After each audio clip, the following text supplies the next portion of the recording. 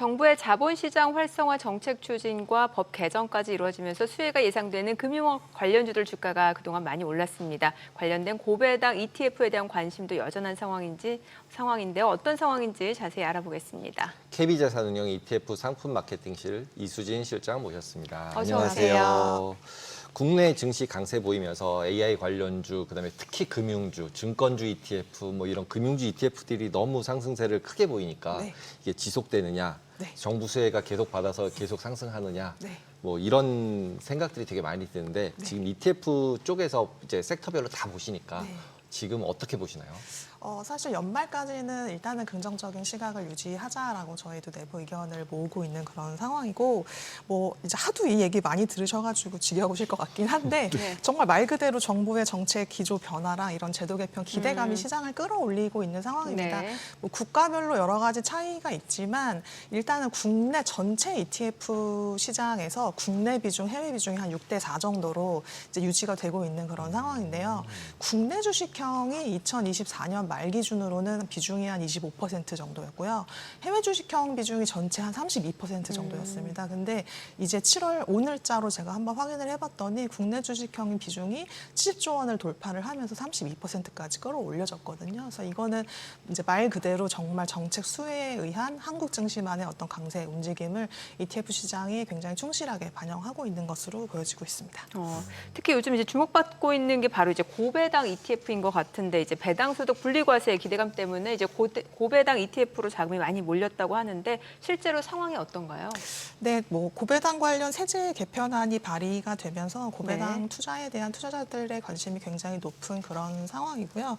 이제 배당 성향이 높은 기업에 대해서 뭐 여러 가지 과세 혜택을 주겠다, 이제 이런 것들이 발표가 되다 보니까 배당 성향 높은 이제 종목들만 담은 ETF를 출시해야 되는 거 아니냐, 이제 이런 것들까지 사실 얘기가 나오고 있는데, 이제 상품을 보는 입장에서는 배당 성향이 높은 게 그러면 과연 정말 좋은 종목이냐에 대한 의구심이 있는 상황이거든요.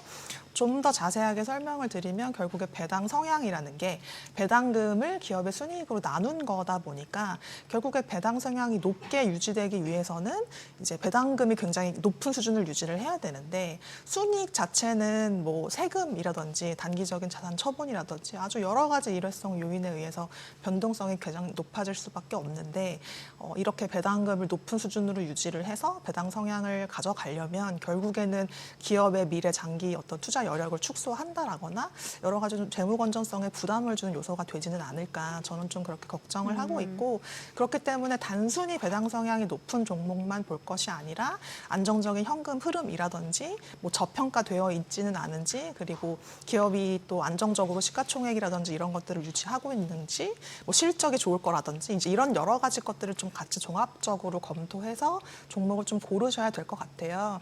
그래서 지금 시중에 ETF 주간 수익률 탑5를 보시면 지금 3위에 그 라이즈 코리아 금융 고배당 ETF가 지금 눈에 띄는 상황인데, 이 저희 상품이어가지고 잠깐 부연 설명을 드리면, 이게 이제 금융주 중에서 저희가 저평가돼 있고 ROE 현금 흐름이 좋고 또 시가총액도 좋고 배당 수익률까지 좋은 종목들만 딱 뽑아가지고 13개 종목으로 지금 만들어 놓은 상품입니다. 상장한 지 한 6개월 정도 됐는데 수익률이 54%, 최근 한 달 수익률이 13%를 기록을 하고 있어서 저런 상품은 좀 눈여겨봐 주시면 좋으실 것 같습니다. 근데 저게 어떻게 보면 저는 고배당 상품들, 이런 상품들 볼 때 느낌이 주가가 이미 올랐는데 그럼 배당률은 다 떨어졌는데 이제 와서 사가지고 원래 받던 배당 받으면 배당률은 반토막인데 그걸 어떻게 이제 구별을 해야 돼요? 이제 일단은 앞서서 말씀드렸던 그 증권주나 금융주의 강세가 연말까지 이제 갈 거라는 그 확신을 가지고서 이제 추천을 드리는 부분이기도 하고, 금융주 섹터가 여전히 좀 저평가되어 있는 종목들이 많이 있습니다. 그리고 특히 최근에 뭐 정책 수혜라고 말씀을 드렸지만 증권주 같은 경우에는 앞으로 어떤 가상자산 진출이라든지 여러 가지 디지털화 이런 측면에서 STO 발행, 그러니까 여러 가지 조금 상승 모멘텀들이 아직까지는 좀 많이 남아있는 그런 상황이고, 저희가 저 상품 출시를 할 때 그 평균 종목들의 배당 수익률이 한 6%대가 넘겼는데 지금은 좀 낮아졌습니다. 한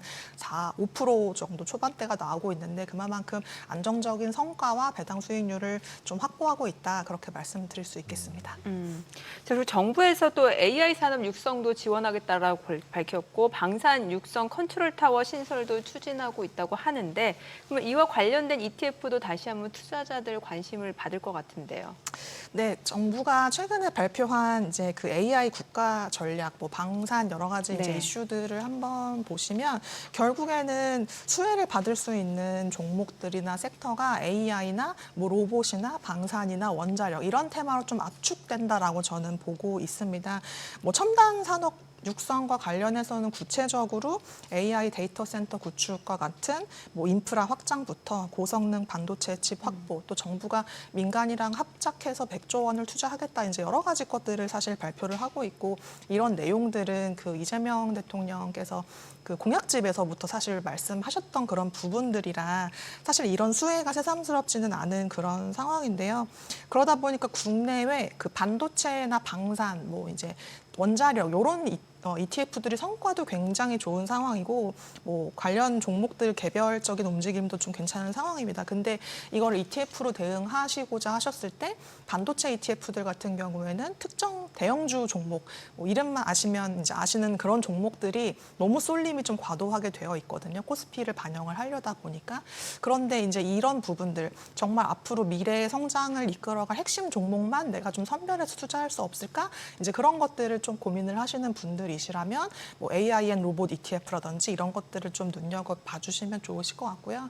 사실 반도체가 잘 되려면 저는 이 결국에는 안정적인 전력 인프라가 받쳐줘야 된다라고 생각을 하고 있기 때문에 그럼 지금 시점에서 우리나라의 가장 효율적이고 이제 가치 있는 그 친환경을 또 따라갈 수 있는 그런 원자력이 뭘까, 그런 에너지원이 뭘까라고 생각했을 때 저는 그게 이제 원자력이라고 생각을 합니다. 근데 우리나라에 상장되어 있는 원자력 ETF들을 보면 대부분 이제 국내 주식에만 투자를 하거나 아니면 해외 주식에만 투자를 하는 ETF가 상장이 되어 있는데요.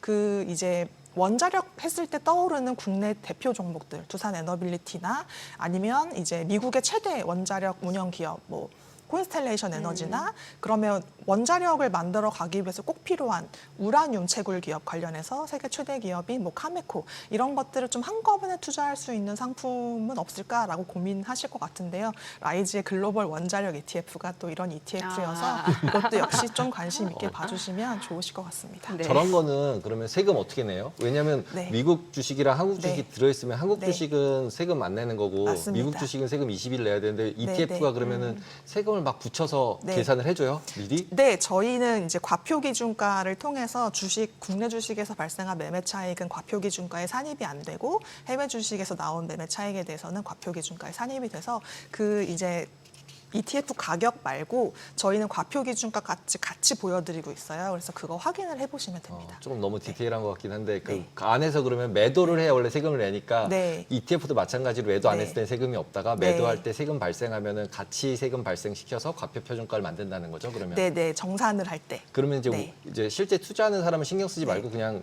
사타프로타 하면 되는 거죠. 그러면. 투자자분들이 신경 쓰실 필요는 없고 또 보실 때 그 환매를 그리고 하실 때 원천 징수돼서 어차피 고객분들이 보실 때는 세금이 이미 다 납부된 상태로 받아보실 수 있습니다. 네. 또 최근에 커머드콜 ETF도 주목을 받고 있다고 하는데 이게 또 비과세 혜택까지 받을 수 있다고 하니까 더 관심 있게 보시는 것 같거든요. 상황이 어때요 지금? 네, 그 이제 ETF 관련 세금에 대한 질문을 정말 네. 많이 받는데 그 명확하게 두 가지만 말씀을 드릴 수 있을 것 같아요. 국내 주식에서 발생하는 매매 차익하고 아까 말씀해 주신 것처럼 그리고 국내 장내 파생 상품 매매 차익 두 개만 비과세고요. 네. 나머지 뭐 해외 주식, 국내외 채권 모든 이제 자산에 대해서는 15.4%의 배당 소득세가 부과가 된다라고 그냥 인식을 하시면 되는데 사실 이 두 가지를 모두 만족시킨 게 국내 주식 커버드콜 전략 상품입니다. 국내 주식 매매 차익과 장내 파생 상품 매매 차익이 다 비과세이다 보니까 네. 요 상품에서 과세에 있는 구간은 그 국내 주식에서 담고 있는 일부 나오는 그 배당금 그 일부 한 2% 정도 될 될까요? 그 정도의 한 배당만 이제 15.4%의 과세가 떼이는데 사실상 너무 미미한 금액이라 별로 뭐 없다라고 사실상 보셔도 되는 그런 상품이어서 이제 연초에 미국 그 배당 성장주나 이제 여러 가지 대표 상품들이 이제 과세 관련해서 여러 가지 불확실성 이슈가 있어서 오히려 반사 이익으로 국내 이런 커버드콜 ETF들이 이런 좀 큰 손이라고 할까요? 국내 개인 투자자들을 비롯해서 이런 세금 이슈에 좀 민감한 투자자분들이 이런 상품을 좀 많이 찾으시는 것 같습니다. 근데 약간 좀 이상한 게 네. 원래 파생 상품 세금 있잖아요. 장내 파생 상품. 그렇죠. 장내 네. 파생 상품도 수익 내면 네. 개인은 세금 내잖아요. 매매 차익 비과세입니다. 아, 아니, 네, 그러니까 네. 보통 실제로 저희가 네. 선물이나 옵션이나 이런 파생 네, 상품 네. 거래하면 네. 1년에 얼마 이상 벌면 10%인가 세금을 내거든요. 근데 얘는 왜 면제를 해주죠, 갑자기?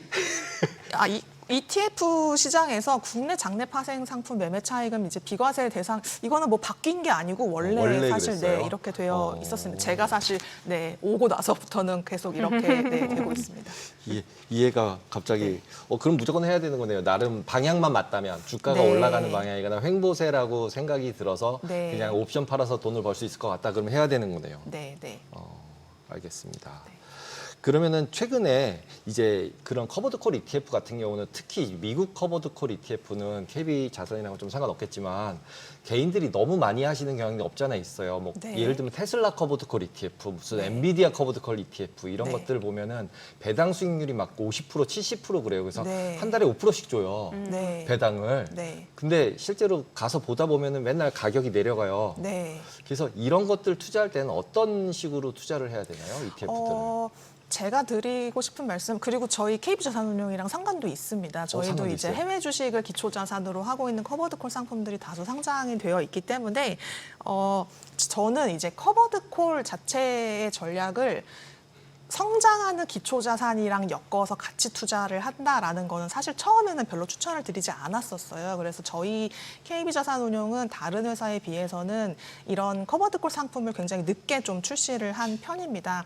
장기 성장하는 기초자산의 상승을 막는 커버드콜 상품을 투자를 하는 것보다는 장기 성장하는 기초자산 그 자체에 투자하는 게 훨씬 투자자한테 유리한 상품이기 때문에 이제 그렇게 했었는데 이게 이제 옵션 시장이 발달하면서 뭐 위클리, 데일리 옵션 이제 이런 것들이 쭉 상장을 하기도 했고 그리고 이제 옵션을 기존 상품들은 기초자산의 그 순자산의 100%를 다 매도해서 그거에서 프리미엄을 다 분배를 하는 그런 방식이었는데 요즘에는 이제 옵션이 말씀드렸던 것처럼 데일리, 위클리 이렇게 좀 세분화되고 그리고 거기에서 나오는 프리미엄 자체도 높은 유동성에 의해서 안정화되다 보니까 이제는 100%가 아니라 10%, 30%만 팔아서 내가 목표한 타겟 프리미엄 뭐 연 12%든 연 15%든 지금 저희 상품명에 뭐 타겟 커버드콜 이렇게 들어가 있는 상품들은 다 연 뭐 12에서 연 15% 목표한 프리미엄만큼만 콜옵션을 매도하겠다라고 하고 있는 그런 상품입니다. 그래서 사실 이 상품들은 시장이 상승할 때는 이 충당을 하기 위해서 내가 목표한 프리미엄을 충당을 하기 위해서 좀 콜옵션을 많이 매도할 거고요. 변동성이 높은 구간에서는 좀 덜 팔아도 목표를 충당을 할 수가 있겠죠. 그러다 보니까 저런 타겟형 상품들은 내가 기초자산이 상승할 거를 염두에 두고 이 상품을 투자를 했는데 시장을 좀 못 쫓아가는 경향이 있다. 이렇게 느껴지실 거예요. 왜냐하면 시장이 오를 때는 많이 팔아야 되고 시장이 빠지는 변동성이 확대되는 구간에서는 덜 팔아도 되니까 빠지는 건 빠지는 대로 먹지만 오르는 구간에서는 콜매도 비중이 높아져서 기초자산 상승에 대한 참여율 자체가 낮아지는 꼴이 될 수밖에 없는데 반면에 이제 고정 커버드콜 같은 ETF들은 콜옵션 매도 비중을 10%만 고정해놨습니다. 매일매일 10%만 고정을 하니까 90% 정도는 기초자산의 상승에 참여를 할 수가 있고요.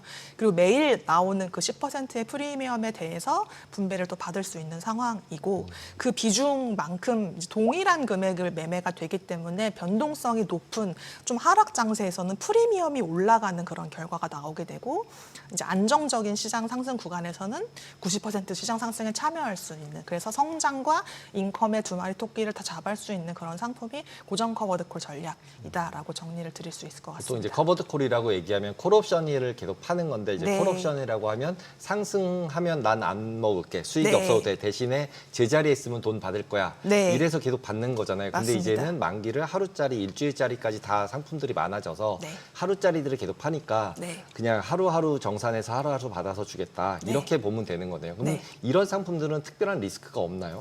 특별한 리스크 이제 뭐 이제 이런 우려를 하시는 분들이 계세요. 분배금이 워낙 높다 보니까 일부 투자자들은 너네 원금 녹여서 주는 거 아니냐.